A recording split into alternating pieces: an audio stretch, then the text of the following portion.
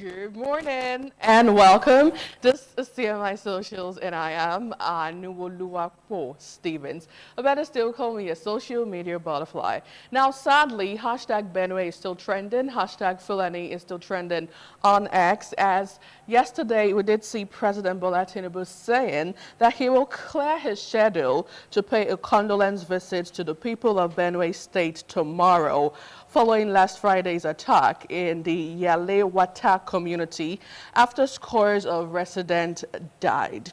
He says, and I quote, "I will adjust my program and go see Benue people on Wednesday," Tinubu said on Monday when he inaugurated the Greater Abuja Water Supply Network in the nation's capital. The president also sympathized with the people of the state and those who lost their loved ones in the attacks. He urged the people of the state to manage their diversity, anger, and frustration and live as one united people. Let's listen to Mr. President. Distinguished guests, ladies and gentlemen, please permit me to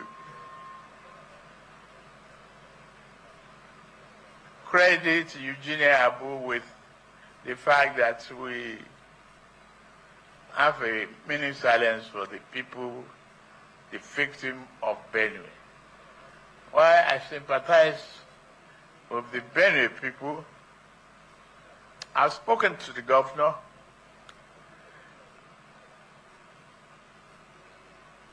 The leadership and people of Benue should accept our condolences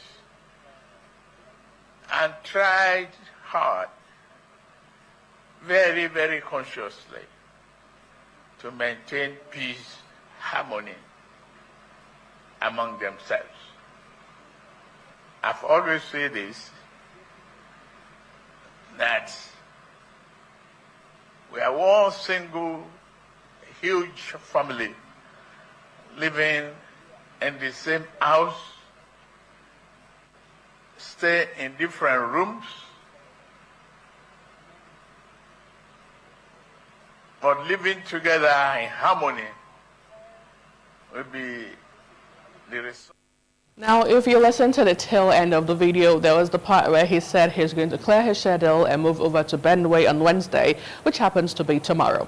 Let's move over to reactions and see what you have been saying about this video. This user says, "My president is sympathizing with those who lost their lives, and the people, the other persons there, are clapping." Now, another user responding wrote, "Omo, not the only government go face this bashing. What is the CAN president and his executive saying? Those guys too, they use this." Okay, now moving on to this tweet. This one says, "Don't visit the people. Your visit will even add more salt to their injury. The only way to console them is to go after the perpetrators and bring them to justice." Well, away from that, moving over to my second interesting story for you for today would be a viral video from the EFCC boss, Pastor Ola Olukoyede. Well, the chairman of the Economic and Financial Crimes Commission, EFCC, Ola Olukoyede, has said that internet fraudsters, popularly known as yahoo-yahoo boys, are bringing a national shame to the country. Olukoyede made this known during a media briefing yesterday at the agency's headquarters in Abuja. According to him, yahoo-yahoo boys have given every Nigerian the opportunity to be seen as a clean person before immigration officers around the world. Let's listen to him. I want to use this opportunity to address the issue of yahoo-yahoo boys that has become a major issue in Nigeria. That people often accuse the FCC. That people are stealing mega money, and all of you are not seeing them. You are the only people that you can run after. You are ready. It's yahoo-yahoo. I want Nigerians to know that we are having crisis on our hands. It's actually a crisis situation. My brother, today, if you travel abroad with your green passport, stand in a queue among so many people, you will discover that by the time you present your green passport, the people will look at you with some reservation. That's if they don't take you aside to carry out special scrutiny on you. That is a national shame that some young Nigerians have caused for us. I go out to interact with my counterparts abroad, to interact with government agencies in the course of tracing money and recovering assets. And there are things that it will be difficult for you to defend. So to all you Yahoo boys, you've heard it loud and clear. You're bringing national shame to the country. How did you react to this? Trust social media users. This one says, if you exert the same energy you use in fighting what you call yahoo-yahoo towards political public office corruption, we may just almost eliminate Yahoo, don't you think? Another user says, don't get me wrong, but what if the country that is allegedly being Yahooed actually protected themselves or even hunt the Yahoo themselves? If they did nothing to you directly, I don't see why waste taxpayers' money on that war. Or am I just being delusional? Well, maybe you are. Now, still in the story, this one says, Dear EFCC Chairman, Pastor Olukoyede, I respectfully disagree with your opinion that the Nigerian passport's poor reputation is a direct result of yahoo-yahoo. What about drug trafficking? What about human trafficking? What about criminal politicians and their money laundering allies? All these factors combine to shape the international perception of Nigeria. Now, speaking about international, we go over to the foreign scene where hashtag Israel/Iran has been trending on the street of social media, but an Israeli strike hit Iran's state broadcaster on Monday, while the head of the UN nuclear watchdog indicated extensive damage to Iran's biggest uranium enrichment plant, and Iran called on the US to force a ceasefire in the area war. Well, late on Monday, Israel said it hit Iran's broadcasting authority, and footage showed a newsreader hurrying from her seat as a blast struck. Israel's military said the building also served as communication centers used by Iran's armed forces. Let's take a look.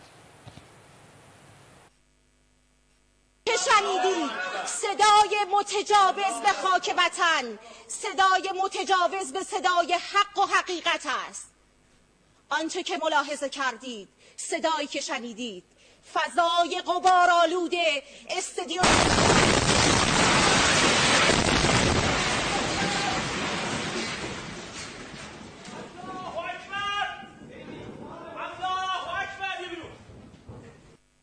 It's funny, but then again, it's not funny. I honestly prayed I would not get to that point here in Nigeria. It's really a sad one. Just to let you know that the conflict entered its 5th day today. Now, this user says, what is the purpose of bombing the news broadcasting? So they can't tell the truth? Interesting question. Another user respondent says, someone needs to stop Israel.